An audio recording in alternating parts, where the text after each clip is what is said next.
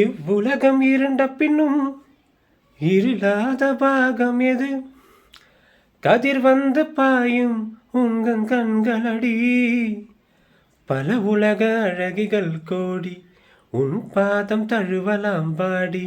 என் தளிர் மலரே இன்னும் தயக்கம் என்ன? என்னை புரியாதா இது வாழ்வா சாவா? சந்தன தென்றலை ஜன்னல்கள் தண்டித்தல் நியாயமா நியாயமா? காதலின் கேள்விக்கு கண்களின் பதில் என்ன? மௌனமா மௌனமா?